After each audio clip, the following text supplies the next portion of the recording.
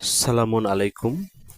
আজ আমি কথা বলবো রাসূল কোন পথে ছিলেন, রাসূল মানুষকে কোন পথে আহ্বান করেছে, আপনি সঠিক পথে আছেন কিনা এটি আপনি সুনিশ্চিত হবেন কিভাবে, এ বিষয়ে আজকে আলোচনা করব খুবই সংক্ষিপ্তভাবে। তো যারা শুনছেন তারা শুরু থেকে শেষ পর্যন্ত শুনবেন, আর অবশ্যই কোরআনের আয়াতগুলো মিলিয়ে দেখবেন, এরপর সিদ্ধান্ত নেবেন যে আপনি এত এত এত আলেম যারা কথা বলছে তাদের কথা মেনে চলবেন, নাকি আপনি কোরআন যা বলে সেটি মেনে চলবেন। তো আপনার জীবনে আপনি একবার হলেও আপনি এই আয়াতগুলো মিলিয়ে দেখবেন। আমার বিশ্বাস আপনাকে কোরআন এমন একটি পথ দেখাবে যা কখনো আপনি পথ ভুলে, ইসলামের পথ ভুলে আপনি কখনো গোমরার পথে চলে যাবেন না, আশা করা যায়। তো কথা না বাড়িয়ে চলুন আমরা 6 নম্বর সূরা আনামের 126 নম্বর আয়াত দেখি। সেখানে আমরা দেখতে পাই, অথচ এই পথই তোমার প্রতিপালকের সরল সঠিক পথ।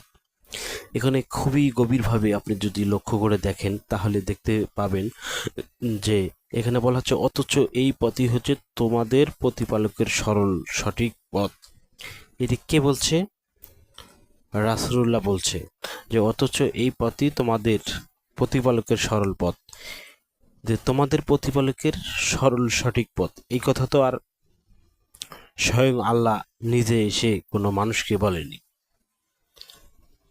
কে বলেছে তাহলে? নবী মোহাম্মদ রাসূলুল্লাহ সে বলেছে। আরও যারা নবী রাসূল ছিল, যেমন ঈসা, মুসা, জাকারিয়া, ইব্রাহিম, ইসমাইল, তারা বলেছে যে অথচ এই পথই হচ্ছে তোমাদের প্রতিপালকের সরল সঠিক পথ। যারা নসিহত গ্রহণ করে আমি তাদের জন্য নির্দেশনাবলী বিস্তারিতভাবে বা বিশদভাবে ব্যাখ্যা করে দিয়েছি। তাহলে এখানে যারা নসিহত গ্রহণ করে, যারা উপদেশ গ্রহণ করে, তাদের জন্য আল্লাহ বিস্তারিতভাবে ব্যাখ্যা করে দিয়েছে, যাতে করে তারা সঠিক পথ বুঝতে পারে। তো এরপর আমরা আরও একটি আয়াত দেখি, এই সূরা আনামের 153 নম্বর আয়াত। এখানে দেখুন বলা হচ্ছে, আর এটাই আমার সঠিক সরল পথ, কাজী তোমরা তার অনুসরণ করো আর নানান পথের অনুসরণ করো না। তাহলে এখানে আমরা যেটা বুঝতে পেলাম যে আর এটাই আমার সঠিক সরল পথ, কাজী তোমরা তার অনুসরণ করো আর নানান পথের অনুসরণ করিও না। তাহলে ইসলামের পথ বাদ দিয়ে নানান পথ হবে, এটি এই আয়াত থেকে প্রমাণ হয়। আর সেই পথগুলো তোমরা অনুসরণ করো না, আল্লাহ নিষেধ করছেন, করলে তা তোমাদেরকে তার পথ থেকে বিচ্ছিন্ন করে ফেলবে। এভাবে আমি তোমাদেরকে নির্দেশনাবলী বা আয়াতগুলোকে জানিয়ে দিচ্ছি, যাতে তোমরা তাকে ভয় করে যাবিত পাপ কাজ থেকে বেঁচে থাকতে পারো বা চলতে পারো। কি চমৎকারভাবে আল্লাহ বুঝিয়ে দিলেন যে আর এটাই আমার সঠিক পথ, কাজে তোমরা তার অনুসরণ করো আর নানান পথের বিভিন্ন তরিকা, দরবার শরীফ খুলে মানুষ বসে আছে, দলের মতের অনুসরণ করিও না। যদি করো তাহলে ইসলামের যে সঠিক পথ সেগুলো থেকে তোমরা বিচ্ছিন্ন হয়ে যাবে। আর এভাবেই তোমাদের জন্য আল্লাহর নির্দেশনাবলীকে স্পষ্টভাবে, সুন্দরভাবে, কি চমৎকারভাবে আল্লাহ ব্যাখ্যা করে দিয়েছে, যাতে করে তোমরা পাপ থেকে বেঁচে থাকতে পারো, দূরে থাকতে পারো। এই আয়াতগুলো স্পষ্ট থাকার পরও এক শ্রেণীর মানুষ বলছে যে আপনি কোরআন বুঝতে পারবেন না হাদিস ছাড়া। এই কথাগুলো সমাজে চালু আছে। তাহলে আপনি এই আয়াতগুলো কি করবেন, যেখানে বলা হচ্ছে আল্লাহ স্পষ্টভাবে ব্যাখ্যা করে দিয়েছে যাতে করে তোমরা বুঝতে পারো। কিন্তু আমাদেরকে বলা হচ্ছে যে আপনি কোরআন ছাড়া, হাদিস ছাড়া কোরআন বুঝতেই পারবেন না। কোরআনের একটি হরফ, একটি লাইন হাদিস ছাড়া বোঝা অসম্ভব। আর রাসূলের পথ হচ্ছে সেই পথ। রাসূল কিভাবে লাউ খেয়েছে, রাসূল কিভাবে দাড়ি রেখেছে, রাসূল কিভাবে জুব্বা পরেছে, রাসূল কিভাবে ঘুমিয়েছে, রাসূল কিভাবে পেশাব পায়খানা করছে, সেগুলো মানলেই নাকি রাসূলকে অনুসরণ করা হবে। রাসূলের সেইগুলি হচ্ছে পথ, সেই পথগুলো অনুসরণ করতে আপনাকে হাদিস অবশ্যই মানতে হবে। অথচ আমরা কোরআনে দেখলাম কি চমৎকারভাবে আল্লাহ স্পষ্ট করে দিয়েছে। তো রাসূলের পথ আপনি কিভাবে পাবেন? কোরআনে যেভাবে আপনাকে সালাত কায়েম করতে বলে সেটি করবেন। কোরআন আপনাকে যেভাবে ঈমান আনতে বলে আপনি সেভাবে যদি করতে পারেন। রাসূল কি কোরআনের বিপরীত গিয়ে ঈমান এনেছে? রাসূল কি কোরআনের বাইরে গিয়ে সিয়াম পালন করেছে? রাসূল কি কোরআনের বাইরে গিয়ে ইতিকাফ করেছে? রাসূল কি কোরআনের বাইরে গিয়ে সেজদা পালন করেছে, রুকু করেছে? তাহলে কোরআন যেভাবে বলে সেভাবেই তো রাসূল করেছে।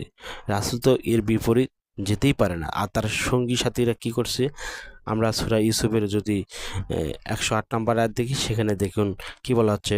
আল্লাহ নিজেই শিক্ষা দিচ্ছে যে বলো এটাই আমার পথ, আল্লাহর পথে আমরা আহ্বান জানাচ্ছি, আমি ও আমার অনুসারীরা স্পষ্ট জ্ঞানের মাধ্যমে। আল্লাহ মহান পবিত্র, আমি কখনো মুশরিকদের মধ্যে শামিল হব না। এখানে আল্লাহ শিক্ষা দিচ্ছেন, আল্লাহ বলেন যে বলো এটাই আমার পথ। আল্লাহ রাসূলকে বলতেছে এটাই আমার পথ। তো যারা বলেন যে হাদিস হচ্ছে রাসূলের পথ, হাদিসের মধ্যে যা যা আমরা পাবো সেটি হচ্ছে রাসূল করেছে, আর সেগুলো আমাদেরকে মানতে হবে। সেগুলি মানলে রাসূলকে মানা হয়। তো এখানে যা বলা হচ্ছে বলো এটাই আমার পথ, এটা কার পথ? আল্লাহর পথে আমরা আহ্বান জানাচ্ছি। প্রথমে বলা হচ্ছে রাসূলকে বলো এটাই আমার পথ। কোনটি? আল্লাহই ব্যাখ্যা করে দিচ্ছে। আল্লাহর পথে আমরা আহ্বান জানাচ্ছি, আমি ও আমার অনুসারীরা স্পষ্ট জ্ঞানের মাধ্যমে। আল্লাহ মহান পবিত্র, আমি কখনো মুশরিকদের মধ্যে শামিল হব না। আর আমরা সূরা ইউসুফের 106-তে দেখলাম যে অধিকাংশ মানুষ আল্লাহতে বিশ্বাস করে কিন্তু তার সাথে সাথে শিরকও করে। যখন আপনি কোরআনের বিপরীত, কোরআন যেভাবে আপনাকে বলে এর বাইরে গিয়ে যদি আপনি কোনো কিছু করেন ইবাদতের নামে, ইসলামের নামে, তখন আপনি শিরক করলেন। আর যদি আপনি শিরক করেন তো আপনি নিশ্চিত হন, 100% আপনি শিওর হয়ে থাকেন আপনি জাহান্নামে অবশ্যই যাবেন। 4 নম্বর সূরা নিসার 48 নম্বর আয়াত, 4 নম্বর সূরা নিসার 116 নম্বর আয়াত, 5 নম্বর সূরা মায়দার 72 নম্বর আয়াত। তো রাসূলের পথ কোনটি? আপনি যদি আরও বিষয়টি স্পষ্ট হতে চান, 6 নম্বর সূরা আনামের 19 নম্বর আয়াতে দেখবেন যে আমার প্রতি এই কোরআন ওহী করা হয় এই যে আমি তোমাদেরকে সতর্ক করি, আর যাদের কাছে এই কোরআন পৌঁছে। আপনি যদি 50 নম্বর সূরার 45 নম্বর আয়াত দেখেন, সেখানে দেখতে পাবেন যে আপনি মানুষদেরকে, যারা আল্লাহকে ভয় করে, তাদেরকে আপনি কোরআনের সাহায্যে, কোরআনের মাধ্যমে উপদেশ দিন। আপনি তো একজন উপদেশদাতা, আপনাকে আমি দারোগা করে পাঠাইনি যে আপনি মানুষের উপর লাঠিচার্জ করবেন। 88 নম্বর সূরা গাশিয়ার 22-23 নম্বর আয়াত মিলিয়ে দেখুন, জীবন পাল্টে যাবে। তো রাসূলের পথ সেটা হচ্ছে কোরআন। রাসূল কোরআনের বিপরীত কিচ্ছু করেনি, যা আমরা আয়াতগুলো থেকে স্পষ্ট হলো। তো সকলেই আশা করি বুঝতে পেরেছেন মনোযোগ সহকারে। সকলে ভালো থাকবেন, সুস্থ থাকবেন। সকলকে ধন্যবাদ।